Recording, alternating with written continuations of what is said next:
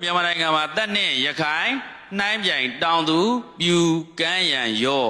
တဝေနောကမျိုးတက်တာမြန်မာနိုင်ငံမှာလူမျိုး9မျိုးရှိပါဒီဥစားပေါ့တက်ရခိုင်တောင်သူပြူကမ်းရန်ရောတဝေအဲ့ဒါအကုန်လုံးမြန်မာတွေပါပဲအဲ့ဒါတက်တို့ရခိုင်တို့ကကနေကြတော့ရခိုင်ပြည်နယ်ကိုရောက်သွားတယ်ဘသူရဲ့အဆက်တွေတော့ကံရသာကြီးရဲ့အဆက်တွေကံရသာကြီးကံရသာငယ်ပြိုင်တဲ့အခါဖျားပြိုင်တဲ့တော့ကံရသာငယ်ကနိုင်တဲ့အခါကံရသာကြီးကကလေးတောင်ညိုလန်းကနေပြီးတော့ထွက်သွားတယ်နောက်တော့ရခိုင်မှာသွားပြီးနေတယ်ရခိုင်သမိုင်းတော့ဆန္ဒသူရိယစတယ်ဒီဝိညာဉ်နဲ့စတယ်လို့ပြောတယ်တို့တော့ကံရသာကြီးနဲ့ဒီတော့ဆက်တယ်လို့မြန်မာသမိုင်းတွေကဒီလိုပြောတယ်အဲ့တော့ပြောချင်တာတော့ဗျအမျိုးတွေပါပဲရံဖြစ်နေဖို့မဟုတ်ပါဘူးအမျိုးတွေပါပဲเนาะအဲ့ဒါဆိုမျိုးရိုးရဲ့သင်းမြေအသအဦးကိုမသိတဲ့အခါကျတော့နောက်ပိုင်းတစ်ဖြက်လေးတွေသူများမျိုးတွေးခွဲလို့ကောင်းတာပေါ့အဲ့လိုမျိုးပြောရင်းကနေပြီးတို့တို့ရခိုင်နဲ့မှာဟာရန်သူလို့ထင်အောင်လုပ်နေကြတာမဟုတ်ပါဘူးအမျိုးတွေပါညီကိုအရင်နေတော်ခဲ့တာဒါကြောင့်ဒီလိုအဝတ်အစားကိုကြည့်မလားစားသောက်ကိုကြည့်မလားအများကြီးနှီးဆက်တာကိုတွေ့ရဟုတ်လားဗျာနော်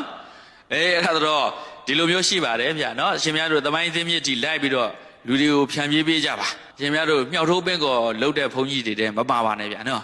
နောက်သမိုင်းသင်းမြေကိုတေချာသိဖို့လိုပါတယ်တောင်သူလူမျိုးဆိုဘာကိုပြောဆိုတောင်သူလူမျိုးကိုပအိုးလူမျိုးလို့ပြောပါတယ်ဗျာပအိုးအဲ့ဒါဒီတော့တထုံသမိုင်းကျမှသွားတွေ့တယ်တထုံရွှေတရားဘုရားတည်တဲ့အခါတောင်သူလူမျိုးဆိုတောင်သူလူမျိုးဆိုပအိုးတွေခနေ့ချိန်ဒီတထုံရွှေတရားဘုရားကိုရှင်များပအိုးတွေလာပြီးတော့အမြဲတမ်းကိုးကွယ်ကြတာသူတို့ရဲ့ဘူမိနဲ့တန်လို့ဒီလို